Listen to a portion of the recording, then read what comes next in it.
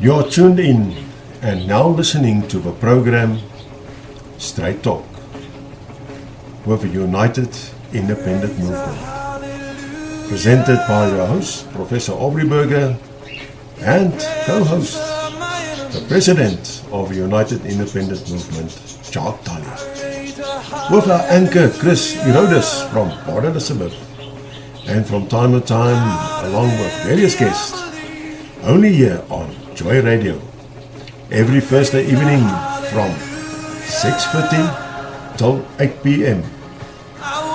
Here on this program, where nothing is held back, and where you will get straightforward answers and sincere talk about the daily events in South Africa. Yes, that what affects every citizen in this country.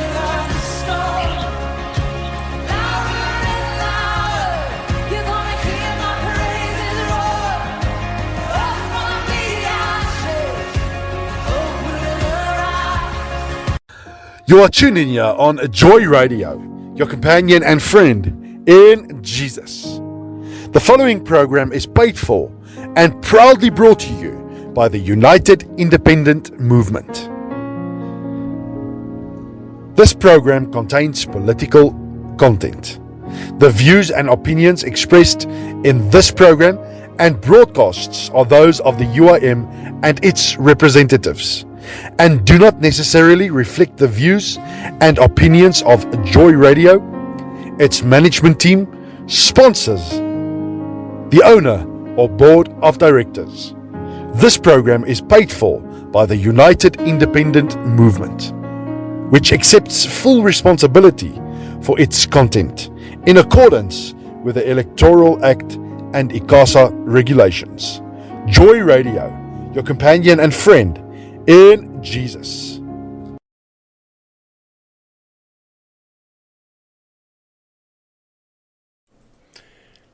Evening, goeienaand aan al ons wonderlike luisteraars daar hierso op Joy Radio van reg oor die wêreld. Yes, good evening to each and everyone. Yes, we are back. It's Thursday evening and it's time for Straight Talk with the UIM. And tonight, yes, we've got our president with us as normal, as usual. And Chris is also waiting there in PE. And this week we've got Danny back with us as well from last week. And he will also be featuring now as a regular on the program with us. And then we've got a representative and a candidate for the Helderberg in the Western Cape, who we're going to introduce to you a little bit later. And this candidate is going to tell you all about herself, who she is, where she comes from, how many cupcakes she bakes a day, and so forth, and what she's going to do for the community down there. But first of all, let's start with some political news for the week. But first of all, President Taljaard, goeienaand en welkom vanaand weer eens op Joy Radio. Goeienaand Prof, goeienaand Danny, Talani en Chris. It's nice to be with you. Ek gaan my keel skoon kry. Ja, as ek dink dis ons 6de of 7de uitsending hierdie, so ons is baie dankbaar aan Joy Radio wat ons hierdie geleentheid gegee het om te kan praat met die mense. Ek sien ons het al klaar omtrent by die 7000 intekenaars of luisteraars vanaand, so ons gaan vanaand 'n baie interessante gesprek hê en dit is altyd lekker om saam met julle op hierdie paneel te sit en bietjie te gesels oor die UIM en wat aangaan in Suid-Afrika. Daar sê baie dankie Jacques. Dan Chris, welcome once again this evening. Thanks, Prof. Great to be here. Thank you so much for having us and hosting the UIM. Thank you, Chris. En ja, dan is het Daniel, as he's called, but we just call him Danny Boy, daar onder in die Ooskaap. Welcome, Danny, once again. Thank you so much for having me, Prof. Good evening, all the listeners and esteemed colleagues and our president. It's nice to be here tonight again, and thank you for having me again, Prof. Aubrey. As always a pleasure. And then, of course, our candidate for this evening is Talani. and she's there from Helderberg in the Western Cape. Tolani, welcome. It's your first rodeo on Joy Radio this evening. Good evening, Prof.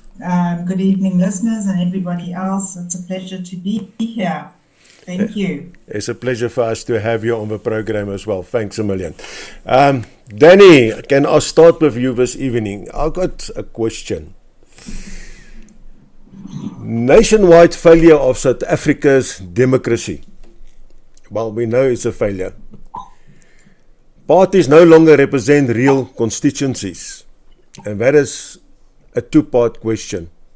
Can you give us a bit of your overview regarding this, as you are also known to as on the social medias as Political Dan, and actually dissecting all political matters.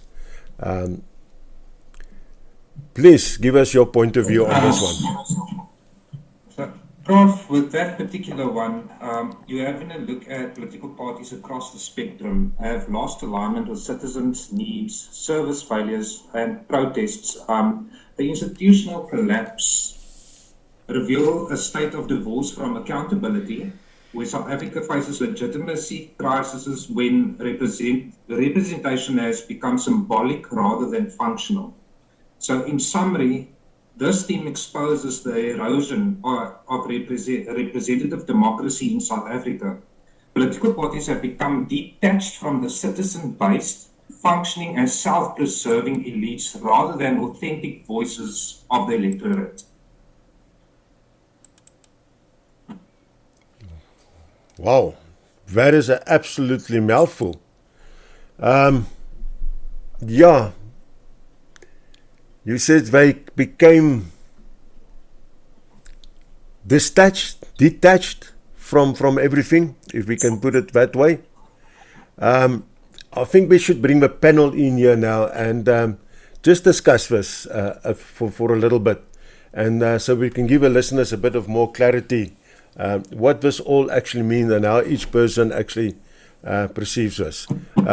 Jacques, can we start with you? Yes, Prof. I think the topic reads nationwide failure of South African democracy. Parties no longer represent real constituents. That's the topic of the headline. That's the title of the headline. I'm going to be very honest with you. You guys are probably not going to like what I'm going to say now, but this whole article or news headline seems, it sounds to me, being drafted by those people that are trying to push through those new amendments to the electoral board, because it ties in with those changes that have been proposed of the electoral reform amendment bill. So I agree and I also disagree with the contents of that article. I think it is a fact that political parties are no longer truly representing the real constituencies or the interests of ordinary citizens, but not all parties. I think there are definitely a few parties out there that still do, especially the smaller ones. I think if you want to, if this actually, how can I put this? This actually applies to some of the bigger parties out there. Let's call them the top 5 or the top 3 or the top 4. I know it's the DA. It's obviously it's the Minister of Home Affairs, Leon Schreiber, that tabled that motion or introduced that amendment bill. We will speak about that later, of course, the electoral reform amendment bill. And obviously, it's their submission that political parties no longer truly represent the real constituencies or the interests of the ordinary citizens, and they are obviously pushing for electoral reform, to change the system, to change the whole voting process, the whole electoral system. We'll get to that. I don't want to jump the gun. But this topic or this headline ties in basically with what we are going to discuss a little bit later on. And I've got some criticism. Well, the UIM have got some criticisms towards that bill. I think this is a move by some of the bigger parties to strengthen themselves and their foothold on South Africa to the detriment of the smaller parties. I know that a lot of these bigger parties have never been in favour of the smaller parties out there. They constantly, we constantly read articles and statements in the media where some of these bigger parties are putting the smaller parties down. And in my opinion, they're doing that because they view us as a threat. I think some of the smaller parties out there, especially the UIM, are parties that are exactly the opposite of what this news headline actually says and discusses. Because we are 100% a party that represents the real constituencies of let's call it of the UIM and the interests of ordinary citizens. So yes, this is there's some truth and merit in what's being said here, but I honestly don't think it applies to the UIM, and it also doesn't apply to some of the other parties or the smaller parties out there. But I think maybe the ANC and the DA and some of the bigger parties out there can take a hint from this article. I think and like I said, it seems to have been written in support of those electoral amendments that have been proposed. Okay, that sounds, I think, a matter of fact, that the smaller parties are actually becoming a threat for the bigger dogs. And it's always been that the smaller ones are usually a threat for the bigger ones. Chris, have you got anything to add for us here? Hi, Prof. Yes, small political parties. It's like a young guy with a very thin fist. So when you hit the big guy in his stomach, it really hurts. And the UIM in the last 18 months has been punching way above its weight belt. They're running scared, and I've said it many times. The powers that be take into account the ANC, the DA, just looking at the two big political parties, yes, and to a large degree, we can say the EFF as well, do not like us, not because of our policy, but because people like Danny constantly call them out, constantly hammering them. And when you get to be as big as they are, they don't want to be hammered. They don't want the accountability anymore. They're just in it for the money. That's what we think. That's the way I feel at the UIM, and they do not want to be exposed, and they will do anything in their power to make sure that smaller parties don't get to be what they should be. So yes, I fully agree with that, and I think President Jacques is a lot more lenient than myself or Daniel would be when it comes to things like that. That's why he has us here. Not to bail us out of trouble, but we the fighters on the ground. And we see this every day. There is a disconnect when it comes to big political parties and the actual constituents. Massive disconnect. The foot soldiers, as they are called. But yeah, we've got a foot soldier who are going to fight and fight and fight with all of us. Delani, do you probably have any opinions on this, or do you want to abstain? I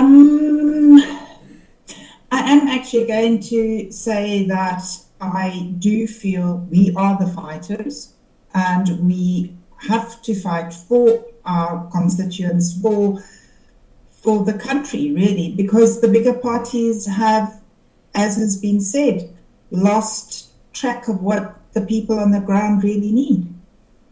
Absolute amen to that.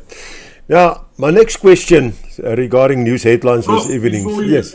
Prof, if you don't mind, I just quickly want to add another thing to what was just said. You must also remember that we are actually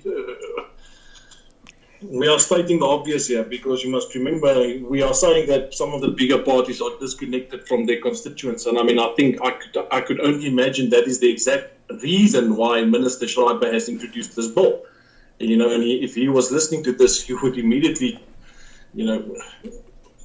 chip in and say, listen, but why do you think we are proposing these amendments in the first place? Because we realize that the bigger parties are disconnected from its constituents, and that is why we are addressing this issue and introducing that bill. So, yes, in that regard, I say, well, you know what, that's all great, well done.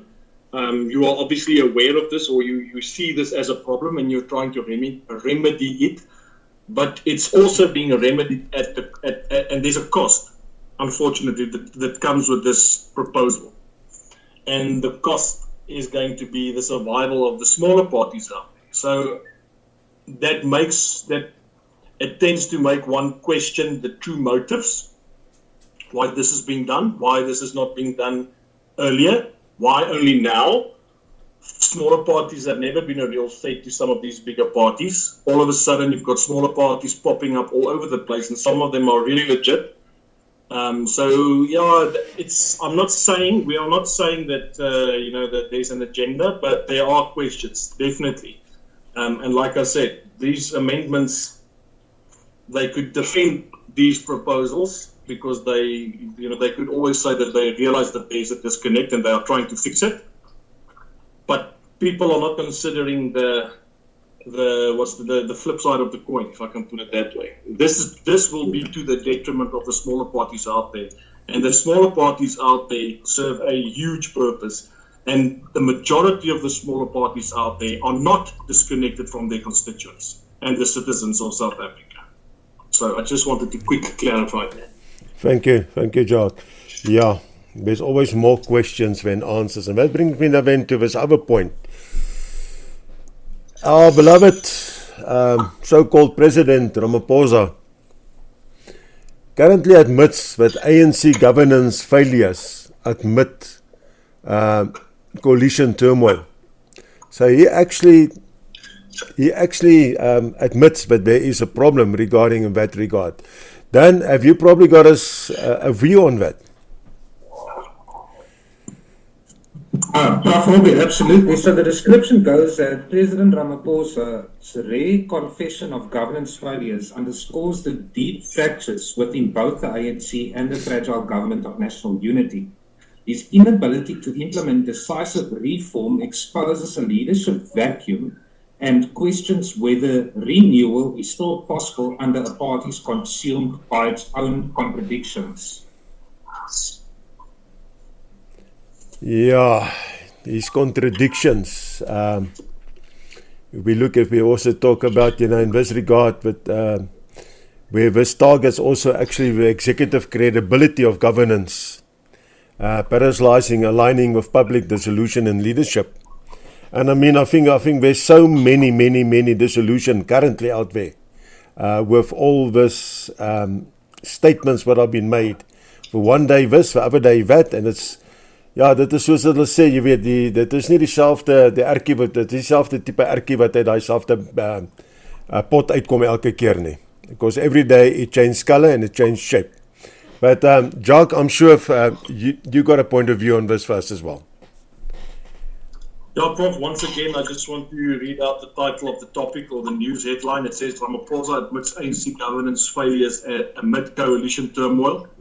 So ek gaan nou gou staan in Afrikaans en ek skoon half vir almal wat luister hier op Joy Radio om verskoning vra, maar ek gaan dit nie op enige ander manier kan sê as wat ek dit nou gaan sê nie.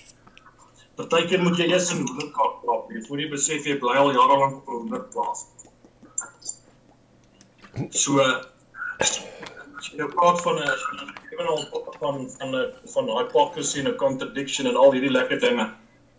Ja, jy weet ek lees sulke berigte soos hierdie. En dan skud ek net my kop en dan rol ek amper my kar op die hoofweg en dan fokus ek weer en dan ry ek weer ordentlik. I mean, that is like stating the obvious. My question to this would be, really? Only now? Is the ANC failing now?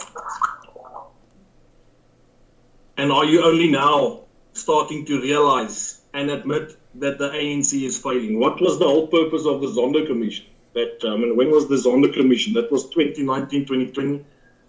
I mean, did nobody take a leaf from that book or whatever you want to call it? So it's just, you know what, this is just to keep us busy. it's just blah blah. It's people just saying things because they don't know what else to say. It's like people that write songs when they can't find lyrics or they don't have the skill or the talent to write proper lyrics for a song, they start making up their own sounds. So this is exactly what it is. That's where that stuff comes in and nobody understands what it means. Chris, I see you laughing quite lekker there. So what is your point on this, please? Prof, one has to take into account, you need to go back to the mid and late 1900s, where the ANC was a activist movement. All of a sudden, Honorable Nelson Mandela is released from prison and the ANC takes over government. And that's great, except that they don't have the skill set to run a country. They were excellent as a liberation movement. But the difference between a liberation movement is the same as the difference between man and woman. It's two different things. We think differently, we do differently, we react differently. They inherited a working country. Bottom line, everything worked. All the parastatals worked. But they lacked the skills. And they also lacked the ingenuity to learn from the previous national government on how to do things. And instead of working with them, they oust them as soon as possible. The ability to speak does not make anybody intelligent. So what they've done is, instead of repairing and maintaining and looking after the infrastructures that they had and governing these things, they chose to rule. In ruling, it's theirs, and whoever is the president, as Jacob Zuma once said, I'm the president of this country, everything belongs to me. So you have comparable deniability. Ramaphosa will gladly stand on a stage and he'll say, we need to learn from the DA. But if you listen to, most these things, when people hide things, they hide it right in front of you. The Democratic Alliance, who are they aligned with? Where do they get their money from? When in doubt, follow the money. So you've also got to look at, on the one hand, they knock one another, and on the other hand, they praise one another. There's kop and een mis. So the one is undermining the other one while they're trying to uplift the other one on the other side. It cannot work. There is zero governance.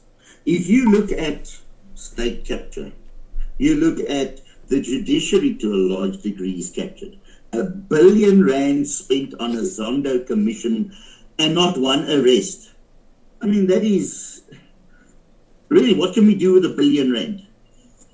It's the same to say when China gave South Africa $540 million. It went missing. There's no accountability, and there never will be any accountability. Ramaphosa and the DA are playing for time. The regime has come to an end. Statistically, a regime lost between 25 and 30 years. Their time is done. It's finished. The only thing we need to say to people out there is a very simple question. Who did you vote for last time? How did that work out for you? And that is what I'm laughing about. In my mind, the man who stands as president, like Jacques, he's a big chap. He's a handsome chap. I admire the man. There is nothing on Cyril Ramaphosa or John Steenhuisen that I could possibly admire. Except for the cars. I love the cars and the houses. But other than that, there is nothing about them I would like to be. So, no, I'm sorry. They seem to be the only political party that would put the weakest person in a position to lead. I'm sorry, and forgive the phrase, the British have a saying, that is more useless than tits on a man. And I'm sorry, you can't admire this at all. So yes, they're playing for time and their time is finished. That's my 2 cents, Prof. Thank you, Chris. And before we go to Taljaard, I see we got a message here from our newly sworn in councillor today. He said he should speak right as he is for problem. Cupcake Cyril is for problem. Thank you, Kurt. I think we all agree with you on that one. There is no argument from our side on that. But thanks for taking the time to join us this evening and partake via the WhatsApp platform of on the studio's number. And just once again, 079-678-0510. If you've got a question what you want to put towards the panel regarding the topics what we are discussing tonight, please, nothing else, the topics of tonight, then we will gladly answer it for you. Talani, anything from your side on this topic? Not really, Prof, but I think what does come through, especially if we're taking the two big parties, is the arrogance between the two of them, and I can't figure out which one's more arrogant, quite frankly. Ah, that's so true, that's so true. Right, that brings me to our last political question of this evening, and the heading is South Africa's unity government on the brink. Fractured politics risk voters' confidence collapse. Now, well, I think that the DA's confidence took a bit of a knock with their leader, with his Macarena dance moves and stuff, all social media while they were there on tour. I don't think that was very diplomatic what they've done there. Ek wil my nie uitlaat daaroor nie, want ek gaan miskien net iets sê wat my nie beaam nie. But Danny, rather give your point of view, please.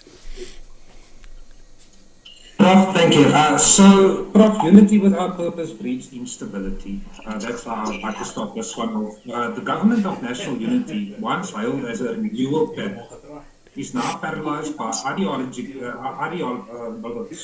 ideological divergence, and coalition partners clash over economic and ethical direction. And Prof, in May this year, when President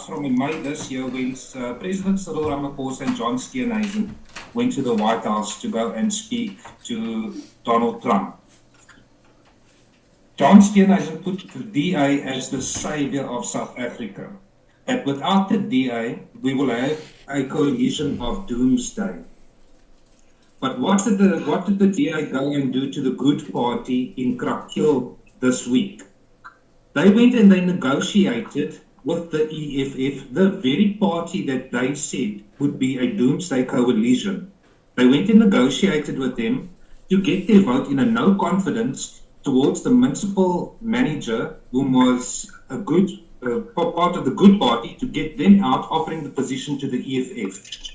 So, are you really the savior of South Africa if you are negotiating with the very party that you're saying you're going to save South Africa from? Well, in my point of view, no. Because I also know that, I've also read that the EFF also actually said to them, before we're going to talk to you, there's certain things what you need to apologize for what you said about us. Absolutely. I've got actually another name for that.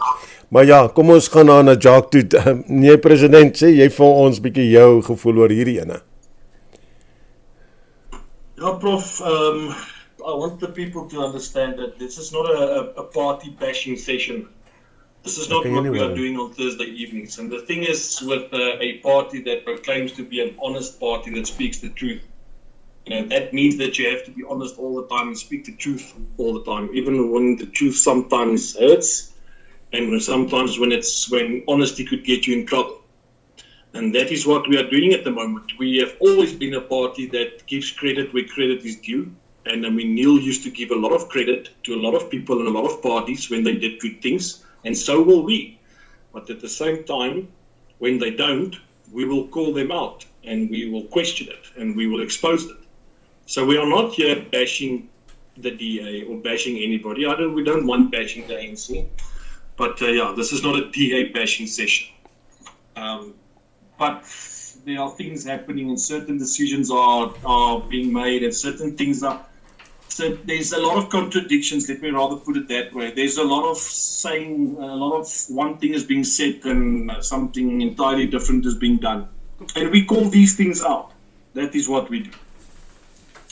So I just wanted to make that very clear so that the people understand. Yeah, Prof, the thing is government of national unity. You know, it's funny. It's funny when they call it a government of national unity when the parties that are part and parcel of that government of national unity doesn't even call it a government of national unity themselves. Correct me if I'm wrong, but the DA, I think it was Helen Zille, that said that this is not a government of national unity, this is an ANC-DA coalition. And I apologize if I'm wrong, but if memory serves me correct, that was what was said. And there's a couple of parties that have been included, I would say, for convenience sake. They were handed a couple of positions. There's a lot of people that have speculated in the media, and there's a lot of articles that have been written on this and political opinions given on this, that some of these positions that went to some of these other parties that have been included in this ANC-DA coalition were positions that the ANC and the DA were not necessarily interested in. But they did it for the sake of, creating this illusion of a government of unity. If it was a government of national unity, then every party represented in the National Assembly would be part of it. So, no, I don't believe it's a government of national unity. Government means or includes all parties that serve on the National Assembly. Because every single party that has a seat in the National Assembly is a party that has been voted for by the people of South Africa. Those parties, every single party represents a portion of the people in South Africa that voted for them, that entrusted them with, the responsibility of making decisions on their behalf. So how can you call it the government of national unity when there are parties excluded from it? That is my opinion. So, yeah, the old system, I think if people think back some years ago, before we had this GNU, you basically had the ruling party and you had the opposition. And the opposition was the DA.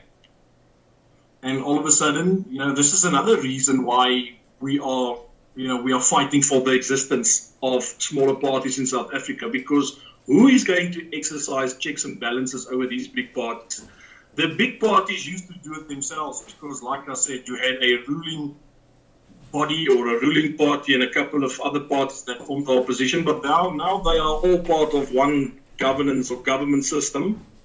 So who else is going to exercise checks and balances over these parties that are now in coalition with one another?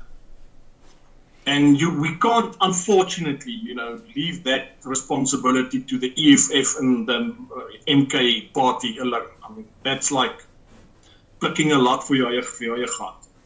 So, no, we will continue fighting for the UIM's existence, and we will continue fighting for the existence of other like-minded parties out there that share the same principles as us, because there are parties out there that share our principles and our views and objectives, and we are going to fight to ensure that we've got a place in South Africa and that we've got a voice. We've got a big constituency and a huge following out there, and it's growing. And those people's voices need to be heard as well, and those people need to be represented as well. But more will be said when we get to our main topic of the evening, and then we will discuss this, I think, in a little bit more detail. Thank you, Jacques. Before we go to Chris, I've got a message here from Jacques. He says, a reminder to the listeners that the Democratic Party was once a small party, but only secured 3.48% of a municipal vote in 1995-96. So all small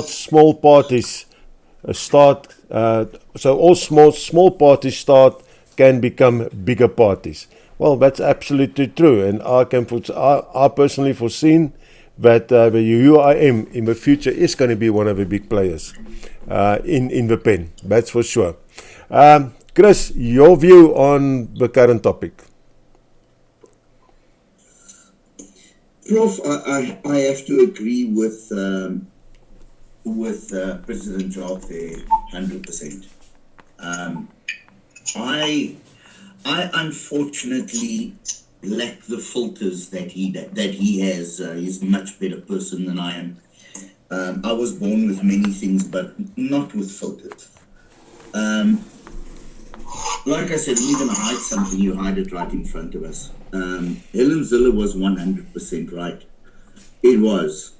When certain individuals met with Mr. Trump, they were introduced, and I quote, as my Minister of Agriculture. Not the opposition, not nothing. All through, you read media statements, it simply says the ruling party and the opposition. But there isn't an opposition anymore. There is an alliance. That's what it is. You want to know who the opposition is? They're sitting right here at this podcast.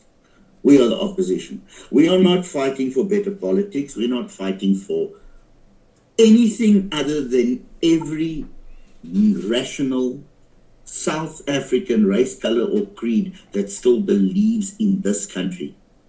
That is what we're fighting for. And that is what we stand for. And that's why we won't sell out, because you can't put a price to that. We've already paid the price for 31 years. We refuse to pay the price anymore. So I agree 100% with Jacques on this. Our time is now. It's time for change. It is, of course, time for change. And change there should be. Thank you, Chris.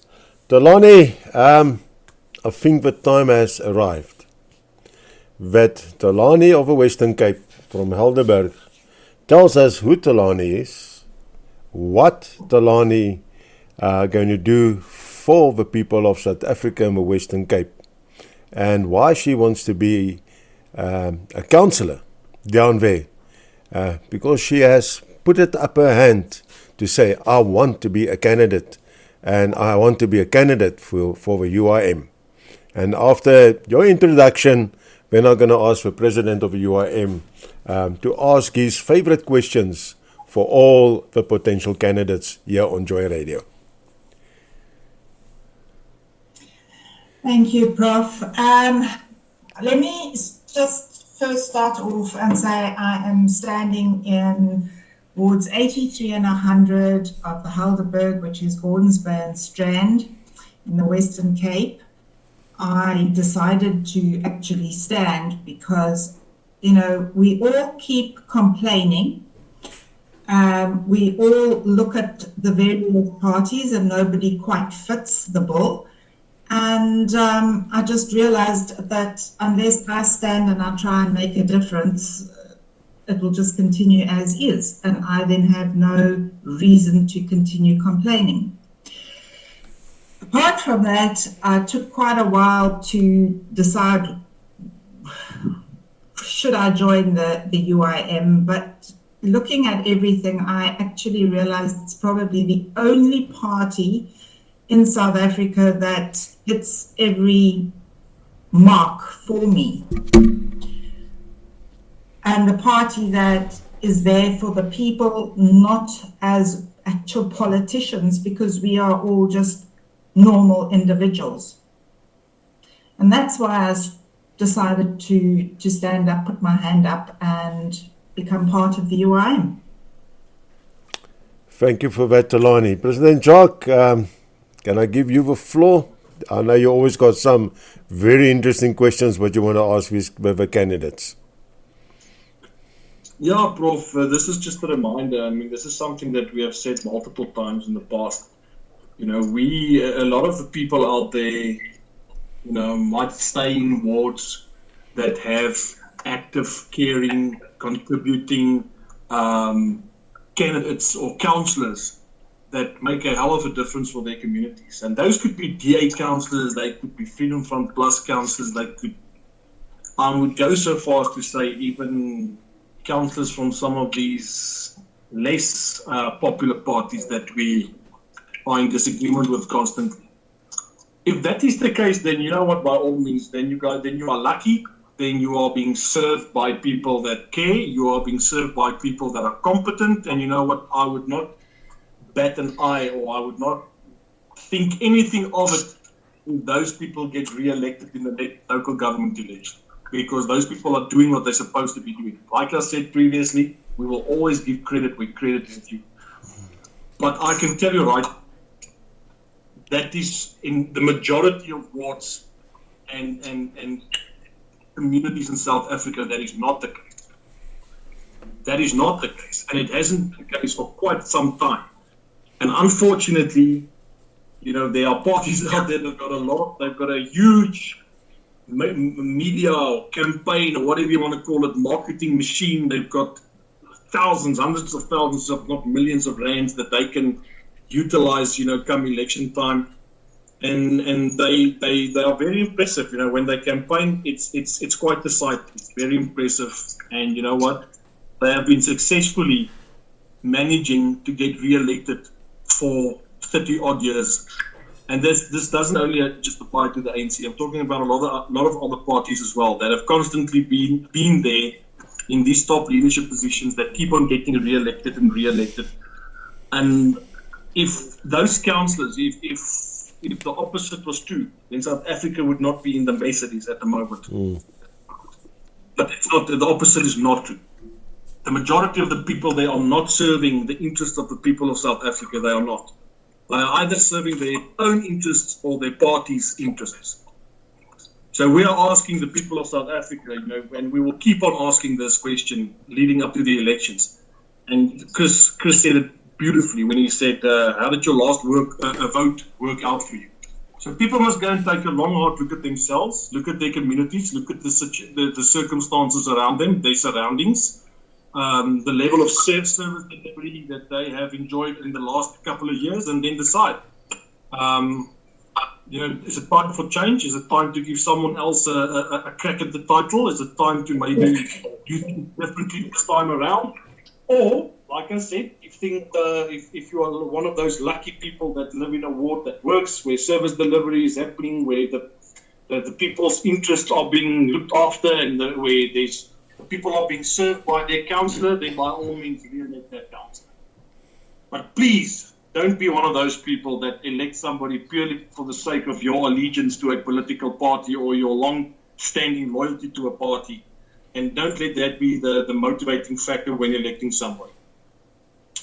Talani, so my question to you would be, and I don't want to put you on the spot, but I would like you to maybe, I don't know how long you have stayed in the Western Cape. I know you recently moved to the Western Cape. What is the level of service delivery that you are experiencing there? What is the concerns or issues that you have or the people have in your community? Are those issues being addressed? Is there something being done about it? What's the level of service you are getting from in your area? Let me rather put it that way. Thanks, Jacques. Okay, I'm in the Western Cape nearly 3 years. The service delivery, it really, I want to say, depends mostly where you're at. Overall, if we would compare to other parts of South Africa, I would probably have to say the service delivery is pretty good. However, there are issues. Both Strand and Gordons Bay have sewerage issues. Now, part of this is that pipes have not been replaced.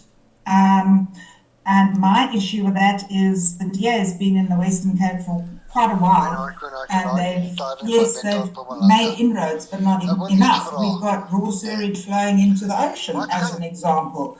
We've got areas in Strand where the sewage is just flowing over in the streets, and it's not being fixed. And there's always an excuse about the contractor that is either not doing what he needs to do, etc., etc., and then we take the contractor to court, and then we need to find a new contractor. That's one issue. Potholes, I think, is a South African issue overall, but I would also say, you know, if I compare 3 years ago, I moved down here, or moved down to the Western Cape from Natal, and I thought the roads were phenomenal. They've gone backwards. It's not as phenomenal anymore. Then there are issues like security. Because the Western Cape, in a general sense, is, I would say, economically functioning a bit better than other parts of the country, we are experiencing an influx of people looking for work. There isn't space. This is also then creating robberies and all the rest. So the issues are there, and there are communities that are struggling. They're hungry, they don't have work, you name it, it's got it. So it's not any different to many parts of South Africa, it's just potentially the level. Thanks, Talani. Yeah, I think over the last couple of years, the level of governance and the quality of governance that we have been receiving, or that we have been subjected to, has been of such a low quality that the people of South Africa have significantly lowered their standards, and they have lowered their standards to such an extent that the smallest little ray of sunshine or positive thing that gets done or happens gets us all excited. And we end up writing statements about it and doing lives and what have you. And it's because our standards we have lowered our own standards, because we have grown accustomed to have low quality governance in South Africa. So you are saying that the roads have gone backwards and that there's still sewage running down the streets, but I also hear that you are saying that it's not that bad and it's better than other parts of the country. You know what? That shouldn't be happening at all. It shouldn't be a problem at all. There should be no potholes in South Africa. A road is the most basic form of infrastructure that a country has to maintain. A road, just a piece of road. And our roads are probably some of the worst roads in the world. But like I said, we have lowered our standards so significantly because we've grown so used to that such poor level of governance, locally, provincially, and nationally, that we get excited when very little gets done. We just get excited when something gets done. It doesn't matter how small or insignificant it is.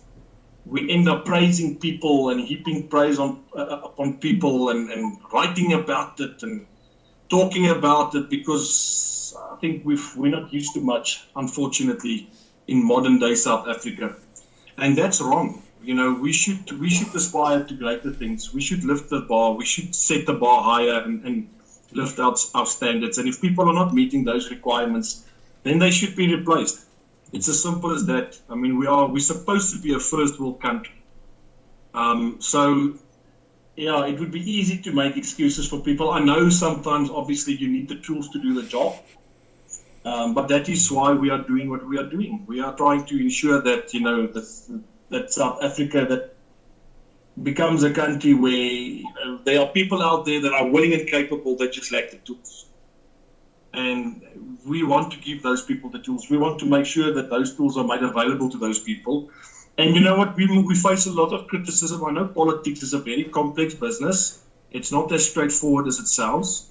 And we are not politicians. We are regular people, regular business people that have we find ourselves now in the political landscape, and we are a political party and we are part of the political structures of South Africa.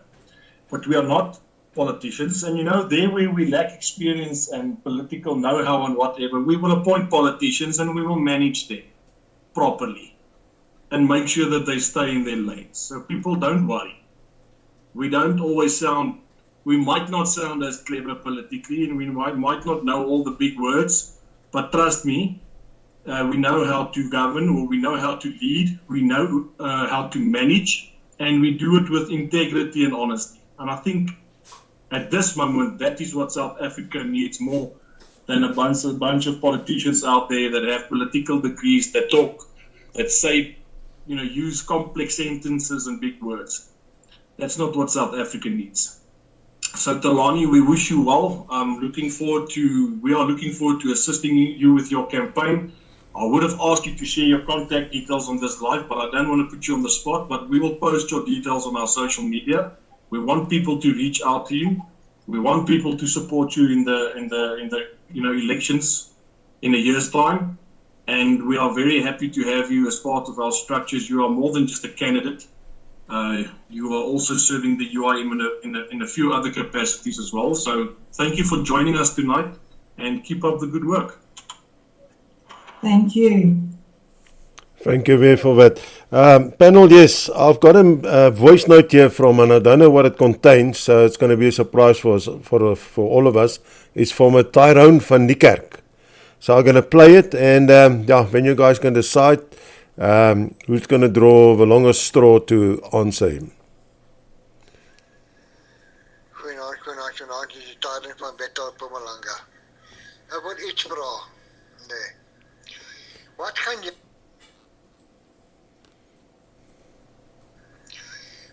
julle doen met hierdie gomsnypers op die straat wat mense se cellfone, wallets en alles wat gaan steel en goed is wat ons blanke mense wat hard werk vir alles en dan kom hulle en hulle goed te steel. Die meeste van die tyd is meeste van by Boxer en Shoprite en by die Nuwe Mall. Hier so in Bethel. Wat gaan julle 'n trend doen? Ek wil nou weet. Want die mense is gatvol om daar tot stop en dan hulle gerook word. Wat gaan julle doen 'n trend dit asseblief? Wel, Tyrone, ek dink ek kan hierdie vir jou sommer antwoord. Wat gaan die UIM doen? Wel, sit ons in die sitplekke waar ons mag en autoriteit het, dan kan ons jou wys wat ons gaan doen. Maar op hierdie stadium, my vraag aan jou terug is, wat doen jy heidaglik daaromtrent? Hier is nou regte 'n probleem vir die Suid-Afrikaanse polisiedienste. Al wat ons kan doen, ons kan ons verteenwoordiger daar vra om te gaan gesels daarso met die stasiebevelvoerder en vir hulle vra om patrollies en dit op te skerp daarso waar die probleem is. En ek sal definitief na die program vanaand sal ek jou boodskap aan die verteenwoordiger daar vir die Bethel area aanstuur en dan sal die verteenwoordiger daarso dit verder opvat. Ek sal ook vra indien die teenwoordiger kan om met jou kontak te maak. Maar baie dankie vir jou insette daaromtrent. Ons weet dit is 'n probleem, nie net daar by jou nie, is 'n landwyse probleem. En soos ek gesê het, ons wil graag vanaand die vrae beantwoorde op die onderwerpe met wat ons deel. En dan I seen Kurt got another one. He said the UIM's integrity has been tested and is proven over and over again. A part of integrity that has a clean track record. Look at our parties, look at other parties, and you will see the dirty laundering hanging out for all to see. Give a UIM an opportunity to see how change will come. Absolutely. Yeah, because if they cannot fix roads, then clearly they cannot fix the country. Now, gents and lady, but UIM currently, and as it is a party who got volunteers. Everyone is a volunteer currently. What do the UIM need to succeed before we go to our main topic for this evening? Chris, can we start with you, please? Thank you, Prof. Well, more people, but more people with integrity. Foot soldiers, people on the ground. We need South African people. No races, no colors, no creeds. We need people who want a change. And we need funding. We fund ourselves. And funding is important. I honestly don't believe that past 2026 and 29, if there isn't an absolute overall in regime change, I don't think South Africa will survive. People need to stand up and be counted. I am so sick and tired of hearing people complain, but they don't want to do anything. It's only when it affects them directly do they now want to do something. You can't jump onto the train when the train has left. So we need people with integrity. If you think that you want to join the UIM for political grandeur, we don't need you. If you want to join the UIM because you're looking at a paycheck, we don't need you. We're looking for people who want to serve and be held accountable, who want to be the heroes, the quiet heroes of their communities, the people who give back, who want the children to be safe, who care more than a paycheck. I've always wondered how politicians come into a position looking like a brandsick chicken, and 5 months later they look like a sprinskins.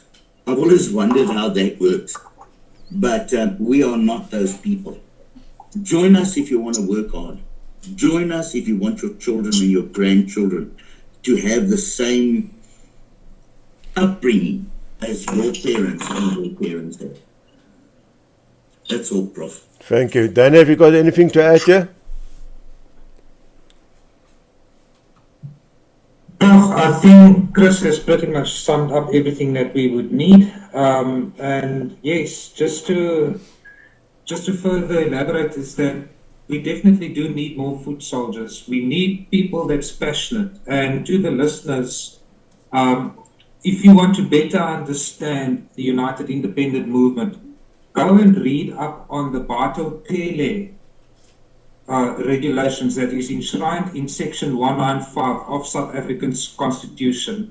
If that is something that attracts you and resonates with you, then the United Independent Movement is your part. Thanks, Danny. President Jacques, enigiets wat jy wil byvoeg op hierdie voor ons oorgaan na ons hoofartikel toe? Yeah, Prof. Chris absolutely nailed it. I don't want to add anything to what Chris said. He absolutely nailed it. It was actually quite funny when you said this is a party of volunteers. What do we need? And then Chris said more volunteers. That's exactly it. I want to also tell everybody that's listening now, for those of them, those people that are interested in joining us and, joining hands with us and being a part of this amazing party/movement, there's only one requirement, and it's not a degree, it's not experience, it's nothing else than the right attitude. That's what we need. If you have the right attitude, we can get a lot more done with people that have the right attitude than people that have skills and knowledge and experience. Because we have seen in the past, we've dealt with people that had all the experience in the world, that had all the knowledge, political knowledge in the world. There's people that have passed through our party in the last 4 years, people from other parties that joined the UIM that ended up leaving. And they had all the experience and all the knowledge, political knowledge in the world, but they had the worst attitudes ever. So any person that has the right attitude is welcome in the UIM. And that is a positive attitude. It's an attitude of wanting to be, work together as a team, be a team member, have respect for your colleagues, have respect for your fellow members and volunteers, etc. Those are the people that we can work with. We've got a lot of people in the UIM, awesome people, and very few degrees amongst us, but terrific attitudes. That's what we want. Yeah, thank you, Jacques. If I can just add on that, is that don't worry if you feel that you're not geared up for that. Training will be given. That is part what UIM also does, is to train each and every representative candidate for what are awaiting them, so that they can fulfill their roles as it should to be fulfilled. So moenie worry nie, julle sal opgelei word. Our main topic tonight, an electoral law amendment bill has been tabled last Friday before Parliament, and it's now going to put out for public comment with submissions, but is due by November the 25th of this month. It proposes amendments to the Electoral Commission Act, the Electoral Act, and the Local Government Municipal Electoral Act. And this bill proposes several changes to improve so-called voter registration, party regulation, and electoral procedures. Now, I know Danny have already taken this proposed bill and he have dissected it and he've looked at it from all angles. Hy het hom behoorlik gediens. Danny, can you give us a bit of an oversight on this, please? Thank you, Prof. So yes, about 6 days ago, Prof, on the 24th of October, Parliament held a critical session to deliberate on the electoral reform with a concern in transitioning from a closed list proportional representation, which is your PR system, to a hybrid or constituency-based model. Sorry, I'm getting tongue twisted here. So the session followed an electoral reform, which was with the ERCP, and since then have failed to achieve consensus. So is there any key developments currently? Not at the moment. But there are some divided approaches. For example, the ANC and the DA favor a moderate hybrid model to integrate independent candidates. Now, what does this mean? This is now what President Jacques was referring to earlier, as well as Chris, when they were speaking about the smaller parties now starting to threaten the obese parties. They started to feel threatened, so they want to make away with the fact that you can now vote for a certain candidate. You now need to vote for a party. So the smaller parties and the independent candidates are outshining them in the previously held wards and predominantly just now becoming a threat to them. So they're trying to keep the threat at bay. The smaller parties such as the IFPs and the Freedom Front Pluses that was part of this discussion maintain the strengthening of PR to preserve minority representation. And not to get too far off, we also need to be in mind that in 2021, the United Independent Movement was one of the first parties that stuck up their hands and said, yes, let's go for independence. Let independent people represent their wards as well. So this, what the ANC and the DA is looking at taking, from my understanding, is they want to make away with that, which puts a risk to smaller parties as well as the independents. So currently there is no resolution to the debate. And like you said, Prof, the 25th of November, it's now open for what's the name? Public participation. Constituency, public participation, that's right, sorry. So, but do I see this happening and do I see this being concluded this year? I very much doubt it, because the process delays continued with public consultations and committee reviews make the 2026 implementation improbable. It's because there's three risks that can be identified. That is, number one is the policy paralysis, which is the ERCP split recommendations and lack of unified political will, which will threaten the delay of reform until 2029, which would be the actual goal is for 2029 because they are significantly under threat at the moment. Coalition fragmentation, smaller parties accuse the ANC and the DA alliance of power retention, rising tensions mirror wider instability within the GNU because of the continuous DA slamming the ANC slamming the DA, but yet they operate under one mandate in the GNU. And then public disillusionment, reform fatigues growth amongst the voters. The voters are getting tired of the disillusionment between the bigger parties, and with this, the Parliament's handling of the process alone in itself has declined to 32%. So without the 50+1, it's not going to pull through. Thanks, Danny. But I've also read that they actually want to bring a ombudsman in the equation as well, yeah.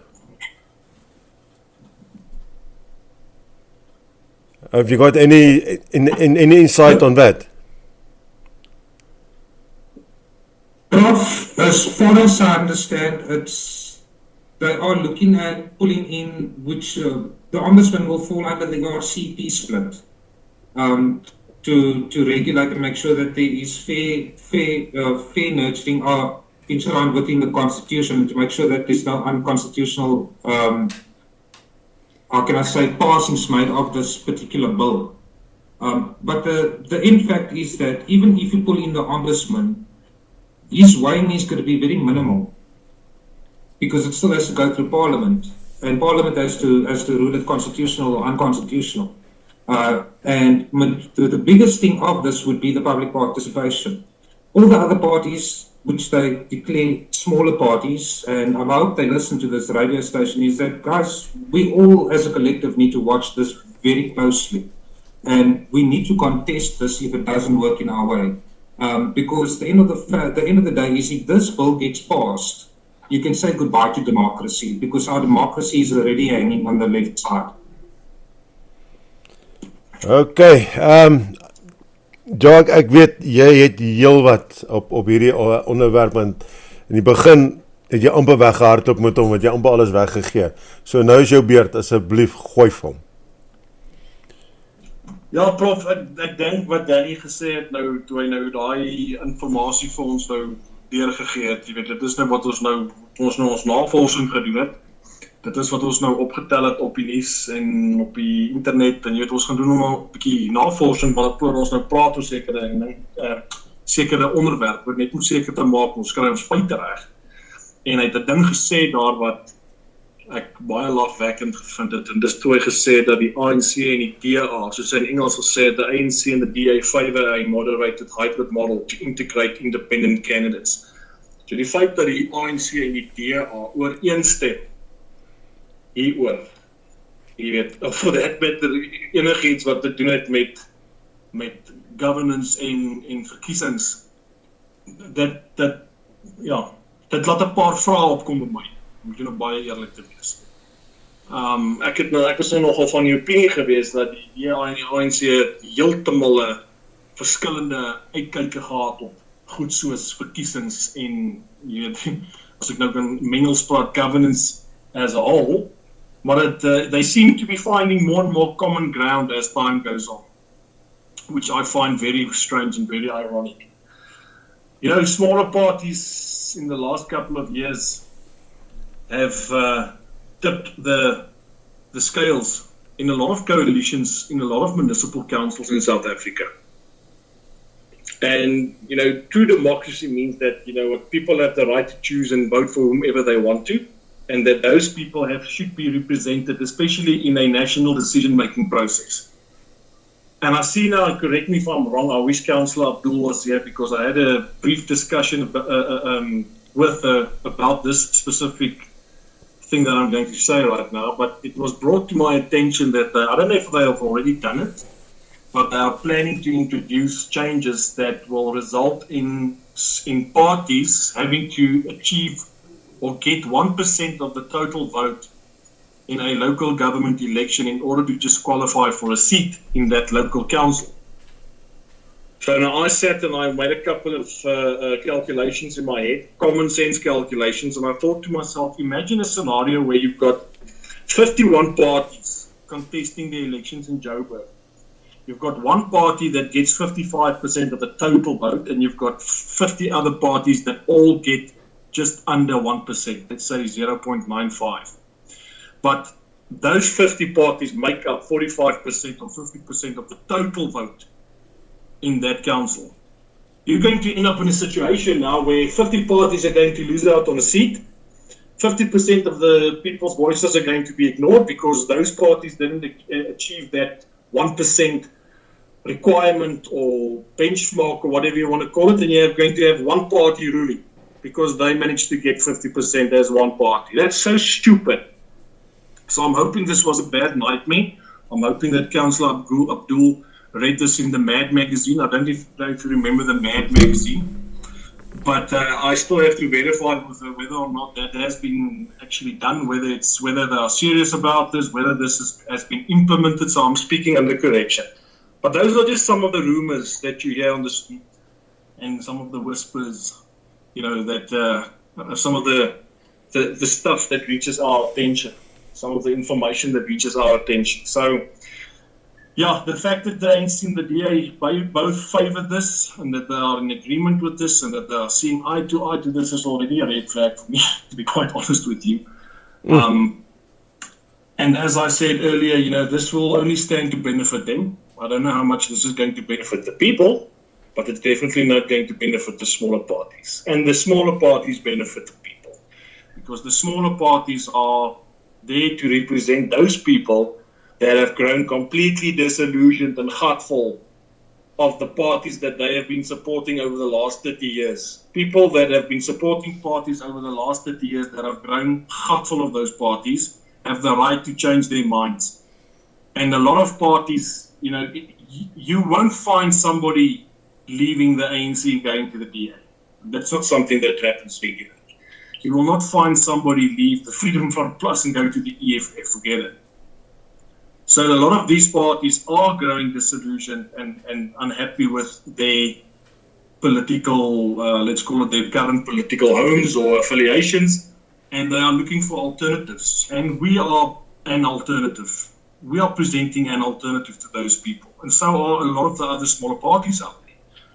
So there is definitely a place for us, a very big place, because there's a very big portion of this country that don't want to vote for any of the top 10, or the so-called top 10. And we are presenting an alternative to those people. And so are a lot of the other parties, like I mentioned. So why they would want to do away with those parties or make it difficult for us to get into local or provincial or national government? I mean, that is a question I think that doesn't take a lot of rocket science to answer that question. So that is my submission. Flight, my story is like. Well, there's one answer: they are afraid, very afraid, and they should be very afraid. But like Chris also always said, he's got a saying for all of us. But I just want to read this message from Benjamin Honeyball. He says, "Good evening all. Many South Africans feel excluded from the discussions around the electoral amendment bill. Could tonight's panel explain how transparent this process are, and wherever public consultation truly influenced the final version of a bill, or if it's just another top-down political exercise?" And I think this is actually some good questions, a couple of questions in one question what I've been asked here. But Chris, before I come to you, I see this bill also says that it wants to prohibit the use of public funds for party political campaigning, with the exception of money from a representative political party's fund. Now, you always say, if there's a situation when we need to go and see and go look, where's the money? Where does it come from and where is it going?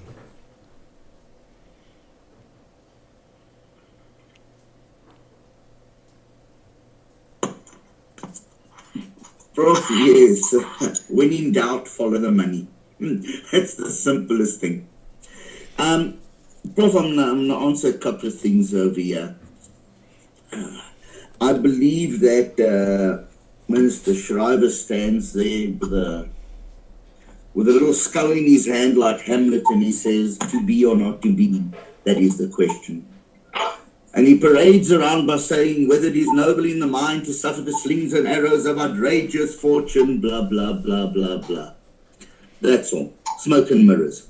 This is South Africa, puppy.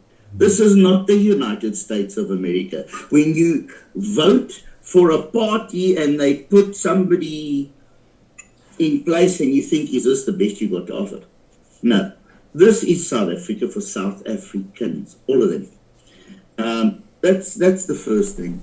The second thing, I think we had discussed this, putting an ombudsman there with the current state of affairs in South Africa. We're going to elections at the end of 26, 27, and we'll get a result at the end of 35. And they'll have to back pay everybody from that option there. You can't have a situation in this country where people don't believe in the actual political structure. You can't. You can't have a situation where people do not believe in the rule of law, or people have lost faith in the judiciary, or people have lost faith in the policing system. Like it was mentioned, the DA was also a very small party, and it grew. I can promise you one thing: they didn't grow as fast as we are growing. That is one thing I can't say to you. One of my friends was one of the original founding members of the DP. He was actually a fantastic member of the UIM as well until he got ill. So they've been running at this for 50 years already. This is where they are. We don't intend to do that. Your smaller parties are the ones that want to serve. Your 1%ers, your 2% parties, the ones that want to serve, the ones that you don't need to say thank you for. It's the ones that go and serve and they see the result and they say, this is what we have done. We have left the legacy behind. Whether we got paid or not. Sure, we'd like to get paid. But we'd like to see the results more than we'd like to get paid. Mm-hmm. The smaller parties are the way to go. In my opinion, I would rather have South Africa being governed by 10 or 15 parties equally that care equally about this country. With the UIM in front, yes, because we worked hard for it. But we are a country of such diversity that I cannot, for example, I cannot be expected to, if we had to win an award and Jacques had to say to me, Chris, I need you to go to Cape Town and I need you to go into council there. I don't know Cape Town. I don't know how the people think. Do you understand? So, as a single small political party, we are not influenced by what big political parties, what motivates them. We are only motivated by serving our community. And that is why you should never, ever, ever lose the option of voting for a small party. That's my 2 cents. Thanks, Chris. I want to come back to this question of Benjamin, and I mean, transparency is so important. And if we look at transparency in this regard, except the UIM, who are prepared to openly on a international radio station address this matter and speak about it. You here and there get some write-up in some sort of newspaper somewhere, or somebody says something on somewhere on social media in this regard. But it's not in the forefront at all. There's actually no transparency about this. Nothing. Zilts. So the normal person on the street actually are not aware of this. And I mean, that is why the UIM with this program, Straight Talk, brings this type of topics out to educate the listeners out there what is actually happening there, what nobody wants to see. And I would like to know if any one of you want to answer this, how transparent this really are, because according to me it's not very transparent. Because if I just look at municipal level, I mean the consultation process on municipal level is zero. It's a nice note with the outside lines also erased out. There's just nothing, completely nothing. So I can't see that this consultation, public consultation, what they call it, is going to have any effect. We've seen this with the Bella Act, we've seen it with the National Health Act, we see it with all the acts, even with the new proposed Marriage Act and so forth. So whoever panel would like to answer this. Jacques, jy of Dan, asseblief, of Chris. Prof, I'm going to unfortunately disappoint a lot of people here, and I'm going to unfortunately blame the people of South Africa in this regard, because you know what? You can't expect the news to be delivered to your doorstep every single day. People in South Africa don't take an interest in politics. They don't want to discuss politics. I mean, if you just look at the number of people that vote, half of the people in South Africa don't even vote. So, and we've discussed this before. I know there are logistical issues and there's all kinds of issues and factors that play a role. But it paints a very dark picture in terms of political involvement or the involvement from the public. You know, there's a public participation process that takes place every time a bill is introduced in Parliament or before a bill gets signed into law. It goes through a public participation process. And I have looked at some of those websites where people can post their comments. And sometimes you've got a bill. Let's take the Bella bill. I wonder how many people commented on that bill before it was passed into law. 100,000? 50,000, 70,000. We've got 60 million people in South Africa. Now, I understand there's a lot of people that are not of age, but those figures are staggering. Unfortunately, that is, you know, we are to blame for this at the end of the day. We are to blame for who gets elected. That's our problem. Because we are we cast the deciding vote. We are the ones that actually make the choice. The choice is ours. Those people don't elect themselves. We hand them a whip, and then we get whipped with the whip we handed to them. That is what we do. There's a government gazette, the Staatskoerant, that gets published every single Friday. I wonder how many people actually read it. Oh. Everything that government plans, everything that government does is published in that newspaper. We're not talking about the corruption and stuff. Yeah, the corruption is being done under the table, and yeah, I understand that. But as far as governance is concerned and governing regulations and all of these things and bills and laws and what have you, those things get published every week. The people don't take the time to read it. True. They don't take. I wonder how many people actually read.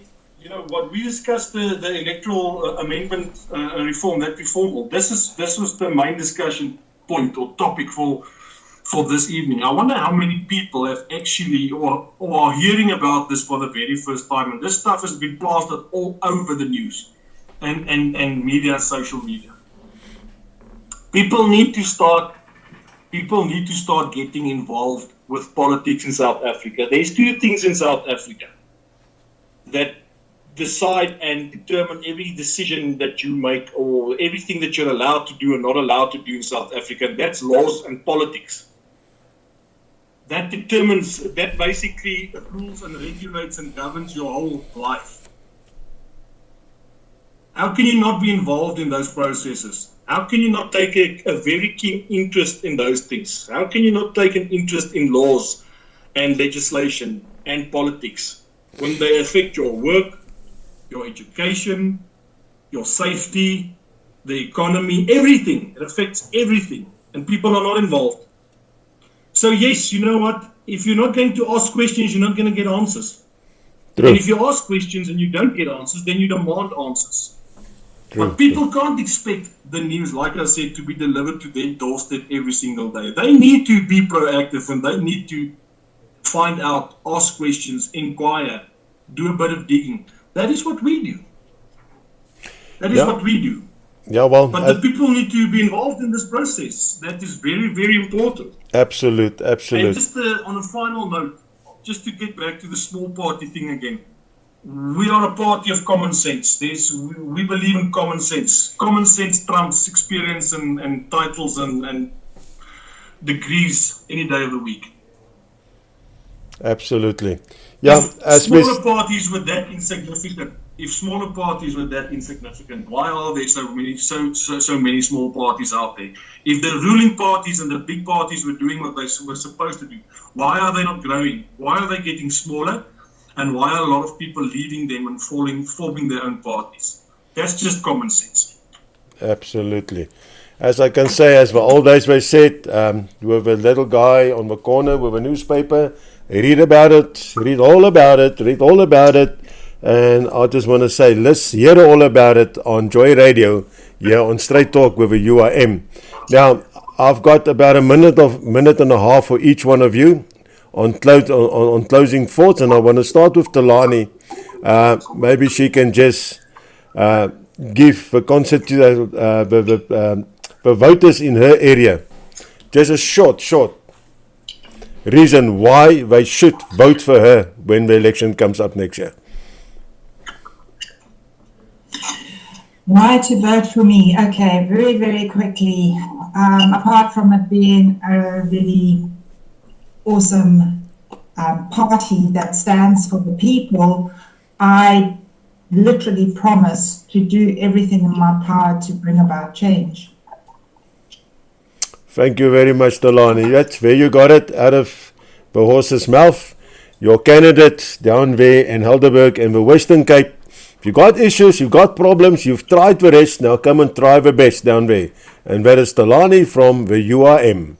Danny, your last thoughts and hoe sal ons sê, jou laaste gedagtes op vanaand se onderwerp van ons. My quote to anchor tonight would be: representation without accountability is occupation by another name.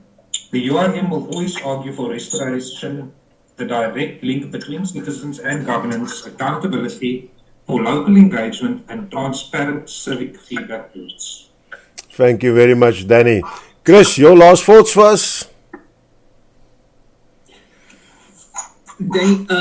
Prof, two things.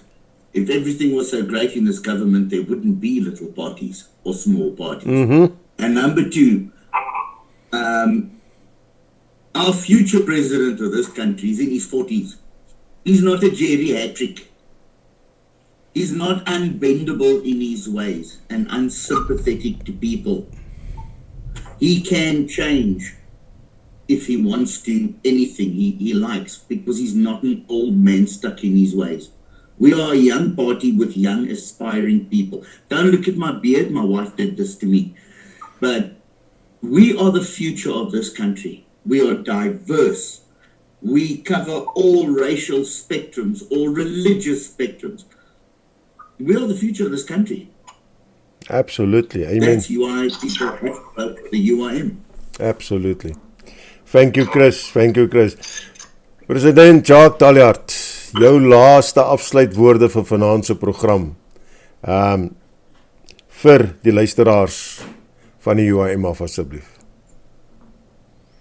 Prof, yes, thank you. Thank you to the panel. Tonight was another awesome discussion. I just want to remind everybody out there that there's hope for South Africa. We are very positive about this country. That's why we are staying. That's why we are not going anywhere. That's why we are fighting. We won't fight for something that's not worth fighting for. So people mustn't be all doom and gloom. There's positive things happening in South Africa. And I want to leave you with not a quote, just a sentence. Anything that you're not trying to change, you are choosing. That's my final message. Amen. Thank you for that, Jacques.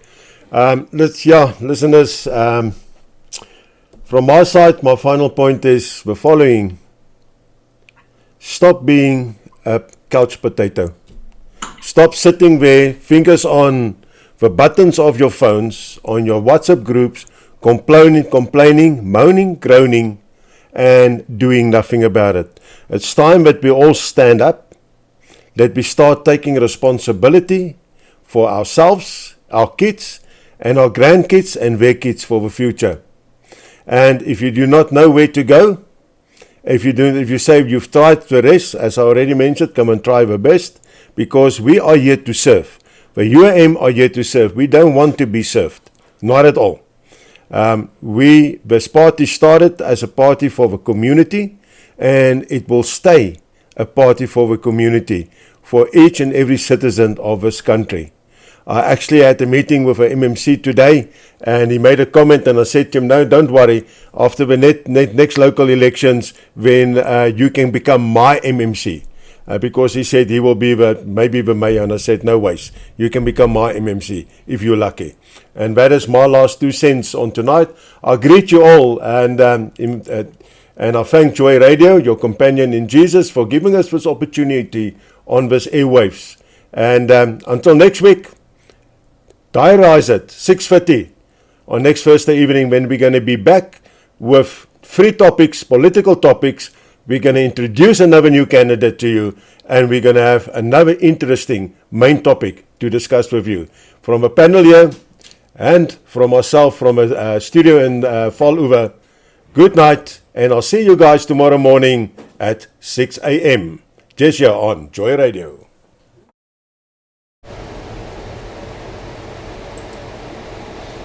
Vader, ons dankie vir u leiding met die gesprekke wat ons vanaand gevoer het op die program. Here, wees saam met iederlik en elkeen gedurende hierdie naweek wat voorlê en die week, totdat ons weer by mekaar kom op hierdie program. Seën elke liewe luisteraar in die naam van Jesus. Amen.